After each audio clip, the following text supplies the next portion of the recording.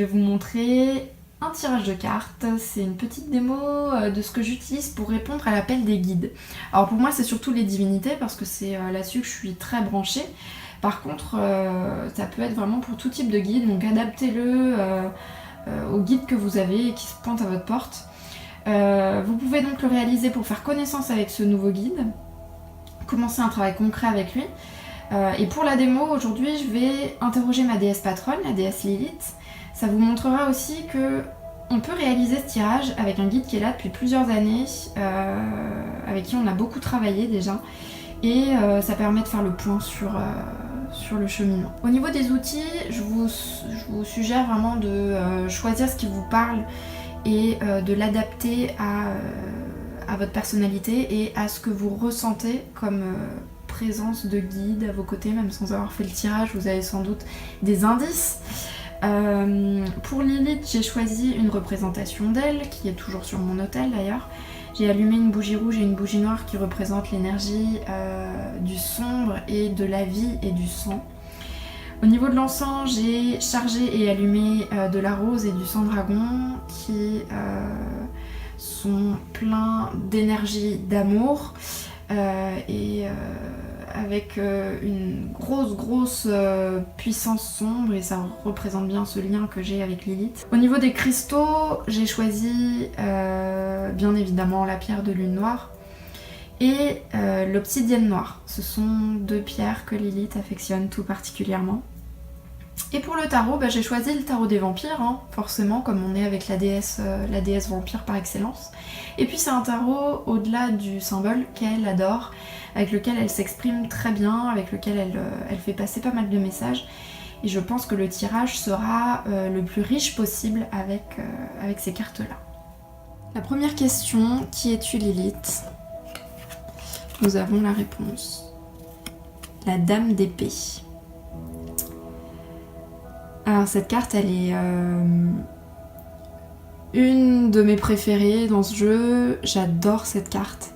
C'est une reine qui est, je trouve, faussement fragile et délicate. Elle a un côté quand même assez violent. Et ça correspond bien à cette espèce de dualité et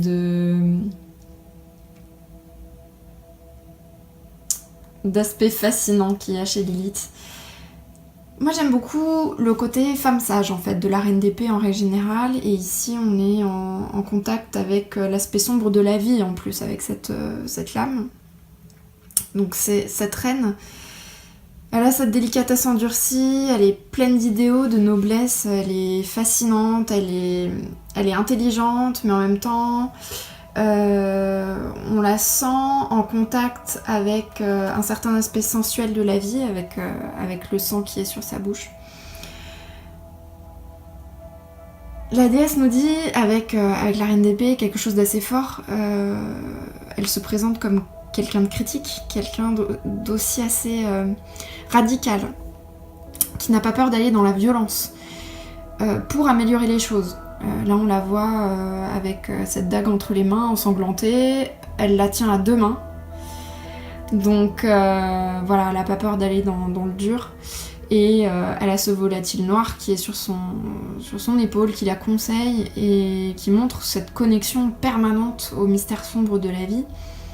Donc on va dire que l'oiseau pour moi ce serait peut-être un petit peu plus l'aspect spirituel sombre. Et la dague ensanglantée entre ses deux mains, ce serait l'aspect terrestre et humain de l'expérience qu'elle représente. Donc c'est une déesse qui est vraiment entre ciel et terre, si on peut considérer que Lilith soit une déesse vraiment rattachée au ciel. Elle est très proche de nous finalement, elle est vraiment dans les problèmes de la vie humaine. Et je pense que le fait qu'elle soit habillée en blanc aussi, c'est un symbole fort, parce que certes c'est une déesse sombre, mais elle est aussi extrêmement lumineuse dans le sens où elle apporte un éclairage sur les choses, elle apporte une vraie lumière en fait, elle apporte quelque chose qui va être quasiment éblouissant pour les personnes qui vont suivre ce qu'elle a à apporter, ce qu'elle a à faire vivre, parce que c'est vraiment à travers cette lame, en fait, Lilith est en train de nous dire que elle n'est pas juste là pour délivrer des messages, elle est vraiment là pour nous faire vivre quelque chose. Elle va chambouler des choses dans la vie des personnes qu'elle s'est choisie pour cheminer avec elle. À la question, quelle est la raison de ta venue? Je tire la papesse. Alors cette carte de la papesse, c'est une carte qui est pour moi celle de la sorcière. Elle est pleine de sorcellerie, quoi, cette lame. Elle est connectée au mystère, au pouvoir féminin. Elle apporte la connaissance de soi en même temps, l'exploration du sombre, donc c'est une véritable plongée dans les mystères. Voilà ce que Lilith est venue faire dans ma vie, c'est une plongée dans les mystères, c'est une plongée dans l'ésotérisme, dans un cheminement à la fois de femme, mais avant tout un cheminement de sorcière. À la question pourquoi moi, je tire l'as d'épée à l'envers. Alors le premier truc moi qui me fait réagir avec cet as d'épée, c'est le lien entre cette lame-là et cette lame-là. Comme si la raison de sa venue, elle l'avait entre les mains depuis le début. Pour moi, cet as d'épée à l'envers, c'est une carte qui m'évoque une certaine oppression psychologique, étant donné que les épées, c'est le domaine du mental. Donc pourquoi Lilith m'a choisie? Je pense qu'elle m'a choisie à cause de mon parcours. Elle me parle ici beaucoup des situations toxiques, toutes ces situations toxiques en puissance que j'ai pu vivre depuis ma naissance, je pense, qui ont façonné mon parcours, qui ont fait de moi ce que je suis aujourd'hui. En gros, elle est en train de me dire qu'elle vient parce que j'ai le CV, quoi. Je suis le genre de personne qu'elle recherche, le type de personne qui en a chié psychologiquement et qui a développé une certaine forme de résilience. Et son rôle à elle, c'est de retourner cette situation, avec cette carte qui est à l'envers, un peu comme si on avait Excalibur dans le rocher. C'est elle qui va venir retirer l'épée du rocher, et d'ailleurs elle a l'épée entre les mains. Elle est celle qui vient retirer la dague ensanglantée, quoi. C'est une sorte de sauveuse, mais une sauveuse sombre, quoi, qui est là pour venir dans les situations qui sont douloureuses et apporter on va dire une touche finale à une résilience qui a déjà été mise en route. Donc c'est...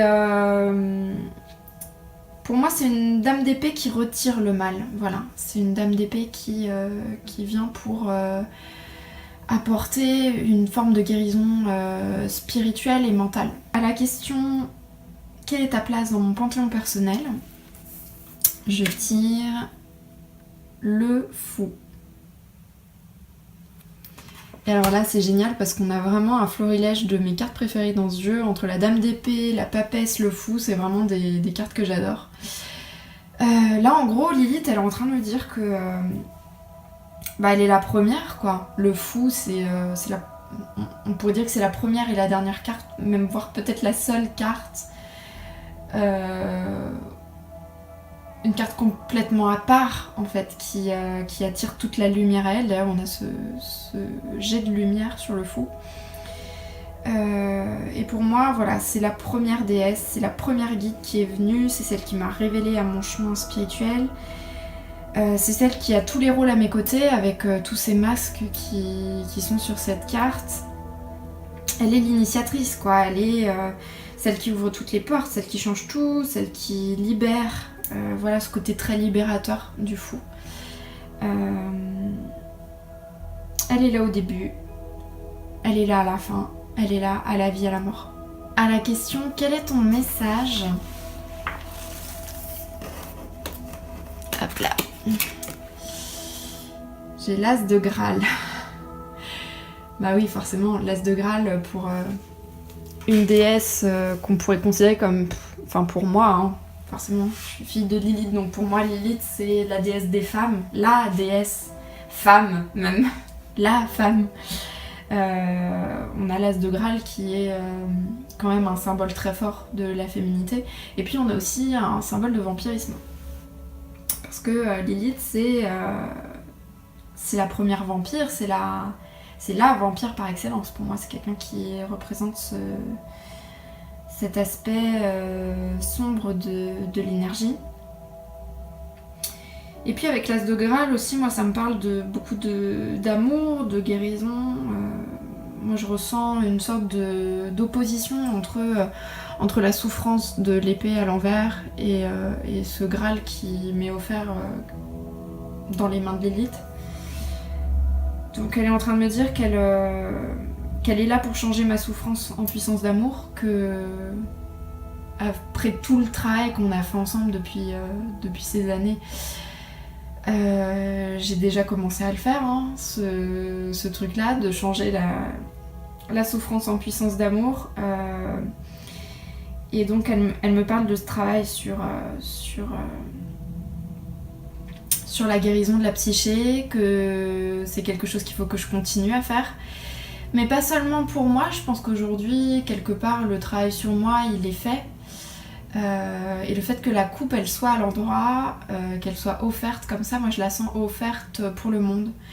Elle est plus en train de me parler de moi et de mon rapport au monde, du fait que j'ai quelque chose à offrir aux autres, avec cette guérison que j'ai effectuée sur moi. Et aujourd'hui, c'est à moi d'être dans le don, d'être dans une transmission en fait des mystères féminins de Lilith. Donc il y a cette transmission de guérison féminine.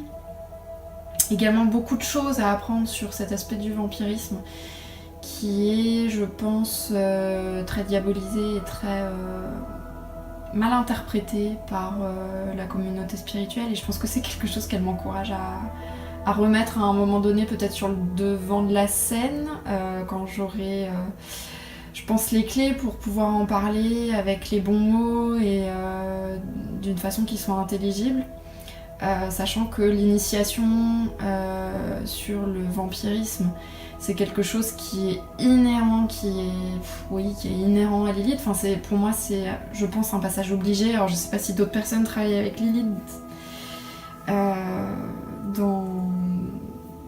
dans les personnes qui vont regarder cette vidéo, mais voilà, c'est quand même quelque chose d'assez central chez elle. Et elle et moi,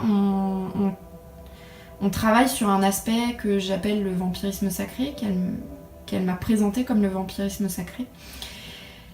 Et c'est quelque chose qui fait véritablement partie d'elle, quoi. Et puis cette coupe, elle parle d'eau. Elle parle d'eau, bien évidemment, c'est l'élément de l'eau. Et puis bah forcément ma chaîne et tout mon projet s'appelle Occulte. Donc bon, il y a quand même quelque chose de fort derrière ça. Alors c'est rigolo parce que je sais pas si j'ai pensé à l'élément de l'eau de façon aussi forte quand j'ai créé ce nom qui pour moi était une évidence. Mais en tout cas, je sens qu'elle voilà, elle a un petit peu son copyright derrière tout ça, qu'elle est... J'ai l'impression qu'elle a conspiré pour que je trouve ce nom-là. Donc voilà, l'amour, le féminin, le vampirisme, l'eau. Et puis elle m'encourage à être dans le don, à apporter ma coupe pleine d'amour et puis pleine d'ombre lumineuse, si je peux parler en ces termes. D'ombre lumineuse, voilà. Et je pense aussi qu'elle m'encourage dans cette carte à continuer à recevoir ce qu'elle a à me donner, parce que je pense qu'elle a encore beaucoup de choses à me donner, qu'il faut pas que j'oublie qu'elle est toujours là, parce que Mine de rien, il y a quand même beaucoup de divinités qui me chuchotent à l'oreille et je pense qu'elle me rappelle qu'elle est toujours là, qu'elle a toujours des choses à me donner, qu'elle est toujours dans ce rôle du fou, celle qui est là depuis le début, celle qui sera là à la fin et qui a toujours cette eau à apporter dans ma coupe. J'espère que ce tirage vous aura inspiré, qu'il vous aura plu, qu'il vous aura donné envie de cheminer bras dessus bras dessous avec vos nouveaux guides ou vos très vieux guides. Moi je vous fais plein de bisous, je vous tends cette coupe pleine d'eau et d'amour et je vous dis à très bientôt.